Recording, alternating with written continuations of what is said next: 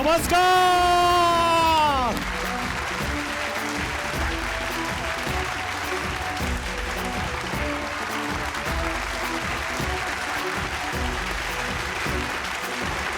नमस्कार नागपूरकर, कसे आहात? मजेत. आणि आपला नेहमीचा आपुलकीचा प्रश्न काय आहे? हसताय ना तुम्ही? तुम्ही हसायला पाहिजे म्हणून मुंबई सोडून थुकरटवाडी थेट घेऊन आलोय आज नागपूरमध्ये. जी एक मालिका आपल्या घरात सुरू होते आणि तिचा धागा नागपूरशी कनेक्ट होतो, कारण त्यातली नायिका ही विदर्भाची दाखवलेली आहे, अर्थातच आपली राधिका. आणि आज या मंचावरती तुम्हा सगळ्यांची लाडकी मालिका माझ्या नवऱ्याची बायकोचे सगळे कलाकार येणार आहेत. राधिकाचं नाव घेतलं की माहेरच्या टाळ्या जास्त आल्या असं मला लक्षात आलं. पण सुरुवातीला मी आमंत्रित करणार आहे जोरदार टाळ्या अभिजित खांडकेकर साठी. हो,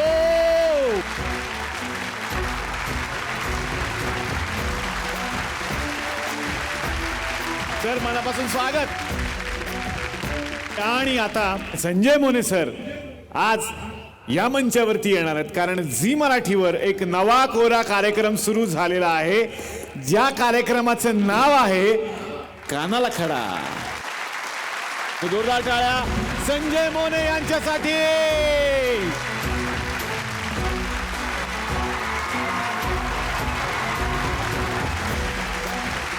तर आता या मंचावरती आपण आमंत्रित करणार आहोत माझ्या नवऱ्याची बायको मधल्या इतर सगळ्या कलाकारांना. सुरुवातीला आमंत्रित करूयात राधिका. जोरदार टाळ्या अनिता दातेसाठी.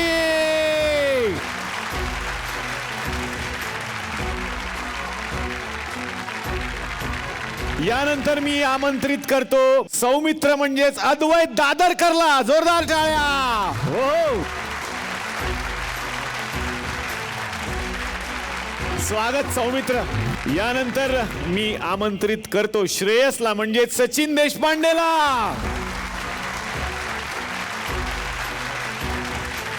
यानंतर आपण आमंत्रित करूयात गुरुनाथच्या आईंचं भारती पाटील यांच्यासाठी. जोरदार टाळ्या. अस्सल विदर्भातल्या असलेल्या भारतीताई मनापासून स्वागत. तुम्हाला माहेरी आल्यासारखं वाटत असेल. यानंतर स्वागत करूयात आनंदचं मिहीर राजदासाठी. जोरदार टाळ्या. आनंद मनापासून स्वागत. आणि यानंतर स्वागत करूयात जेनीचं शर्मिला शिंदे. आणि यानंतर आमंत्रित करूयात या मालिकेचं लेखन सुद्धा जे करतात आणि यात कामही करतात केडी म्हणजेच अभिजित गुरु. वा वा, विदर्भ पुत्र आहेत. सगळ्यांचं मी मनापासून स्वागत करणार आहे आणि विनंती करतो कृपया तुम्ही आमच्या बरोबर स्थानापन्न व्हा. तर मंडळी, तुम्ही कसे आहात? मजेत ना? आणि आपला नेहमीचा आपुलकीचा प्रश्न हसताय ना? हसायलाच पाहिजे, कारण परत एकदा घेऊन आलोय आपल्या हक्काचा आपला लाडका कार्यक्रम आपल्या तुकरटवाडीतून, ज्याचं नाव आहे चला हवा येऊ द्या होऊ दे व्हायरल. तर गप्पांना आपण सुरुवात करणार आहोत राधिकापासून. राधिका, आयुष्यात कुठला असा एखादा प्रसंग आठवतोय का, किंवा एखादी सवय की त्यानंतर असं वाटलं की बाबा आता कानाला खडा, हे मी परत नाही करणार? मला एक वाईट सवय आहे, ती म्हणजे घरातनं उशिरा निघायची. अच्छा. म्हणजे मी खूप लवकर आवरते आणि शेवटपर्यंत काहीतरी घरामध्ये काम करत बसते. तर असं एकदा मी एका नाटकात काम करत होते आणि मी नाशिकहून निघाले, पण गाडी बंद पडली आणि जेव्हा उशीर होतो तेव्हा मी भयंकर पॅनिक होते अशीच एक दिवस भयंकर पॅनिक झाले आणि प्रयोगाला पोचायचं होतं आणि मला असं खूप रूट्सचे अंदाज असतात की इथनं इतक्या वेळात आपण पोचतोच, तिथनं तितक्या वेळात आपण पोचतोच. तर त्याप्रमाणे मी ट्रेनमधनं उतरले, मधल्याच एका रस्त्यानी काहीतरी रिक्षा करून हायवेवरती पोचले, मग बसनी पोचले, मग पुन्हा उतरले, मग लोकलनी, असं करत करत कशी बशी मी 5 मिनटं आधी प्रयोगाला पोचले होते. तर तेव्हापासून कानाला खडा लावलेला आहे की जर समजा उशीर झाला तर शांत राहायचं, डोळे मिटायचे, जेव्हा गाडी पोचवेल तेव्हा पोचायचं आणि यानंतर आपण उशिरा निघायचं नाही घरातनं हे ठरवायचं. वा वा, म्हणजे आता तू लवकर पोहोचणार असं ठरवलं सगळ्या ठिकाणी. प्रयत्न करते मी. शनायाच्या आधी पोहोचत जा, नाही तर खूप वांदे होतात. ती आधी आल्यामुळे खूप प्रॉब्लेम आता झालेले नाही का आहेत. पोचले मी. हा येस, आज हुशारी केली तिने, शनायाच्या आधीच ती इकडे आलेली आहे. आणि आता या गप्पांमध्ये ज्या व्यक्तीची कमी जाणवतीये तिला आपण आमंत्रित करणार आहोत. जोरदार टाळ्या शनाया म्हणजेच ईशासाठी.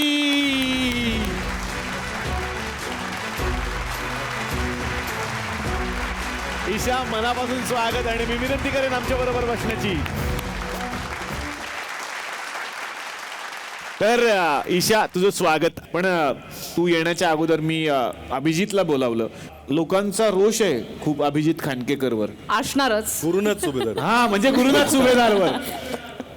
पण तुझा प्रॉब्लेम होत असेल ना, लोकांना अभिजित भेटला काय आता गुरुनाथ भेटला काय, लोक सेमच समजायला लागले ना. नाही, पण होतं असं, एक आजोबा त्यांच्या नातीला खेळवत होते आणि त्यांनी मग काय ना नक्की कळतच नाही तुमच्या किती आहेत. मी तिकडे 2 बघतो, इकडे एक